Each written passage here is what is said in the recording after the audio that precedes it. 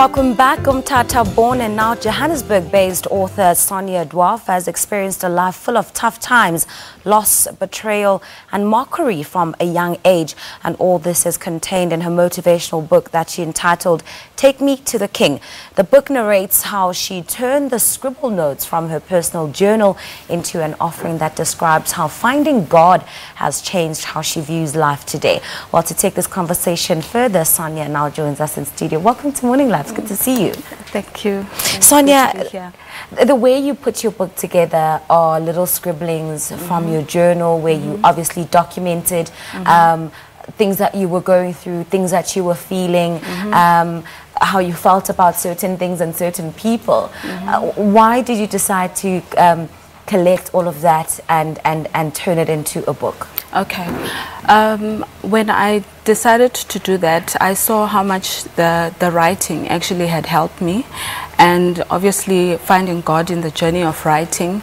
And then I thought maybe there's somebody out there who might be in the same situation, who might feel the same, but they don't know how to bellow their frustrations. And then I thought maybe I should have it published for the benefit of the next person as well.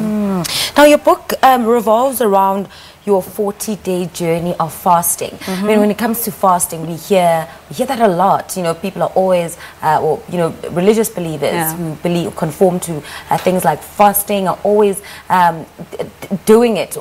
Quickly, in your own words, take us through what it is and what it is that it did for you when you were going through these tough times. Okay, my background is a Christian background, so I was familiar with the concept of fasting and the principle behind it, but I had never done it in depth.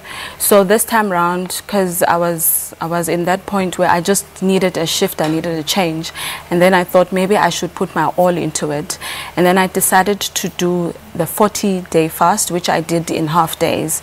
That's when I think that's where you get to connect with your creator. You get to connect with yourself. You listen to yourself, and then you get revelations that will carry you through. And even with the writing part of in the fasting, I found that it was easier because it was like it was a download sort of type of thing. And also the things that there were deep secrets that I had not shared with anyone, and through the fast they were resurfaced into exposure, so that I'm able to deal with them and then get the change that I needed from it. That is so interesting. I mean, you talk about how finding God helped you through some of the most difficult times. How important would you say to Christians out there who may be going through tough times is that connection that you have to feel with your Creator? Look, that is a very important connection, because it's all about relationship. It's like you have your personal navigator. As we all know, they say that righteous steps are directed by the Lord. So when you have that connection in any situation, that's my belief now, in any situation you are able to be navigated, you are able to be channeled, so that you know how to react and how to respond. It sort of is a guard. Because you can receive the guidance. Because you can hear very clearly. You can receive the guidance, you can hear very clearly.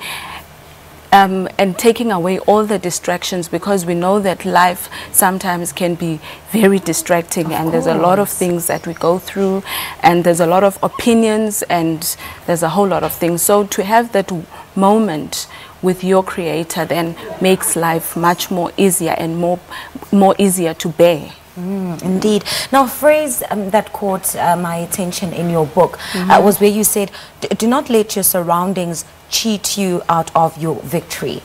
Talk to us about this and what it means to you.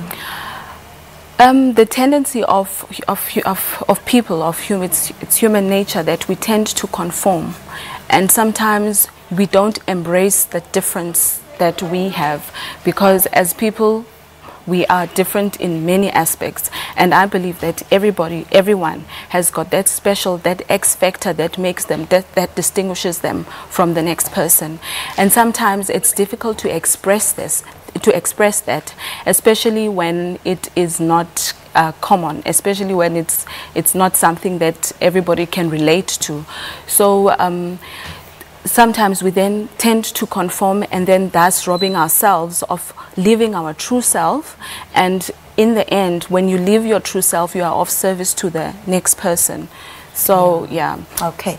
Before we wrap up very quickly, you dedicated this book to your late parents. Yeah. What has writing this book done for you as the author? We know that you're trying to send out a message to potential readers of your book, but what has it done for you? Has it helped you heal in some respects? It has helped me heal. It has helped me find myself. It has helped me find my X factor. It has helped me have build better relationships and see the toxic ones that are in my life, and also it has helped me to make better decisions going forward as well. Just like an all-round better person. Very quickly, where can we get your book? Okay, online you can get it from Amazon, Noble and Barnes, and you can get it from Rema bookshops. You can get it from Exclusive. They've got it on their database, but I know Clearwater has had stock before. So all those reputable bookstores. Thank you so much for your time. It was such a pleasure having you on the show this morning. That's Sonia Dwarf, and she was speaking to us about her motivational book titled Take Me to the King, a book that takes us on a personal journey of hers, and why she decided to embark on a 40-day fast while on a quest to change her perspectives on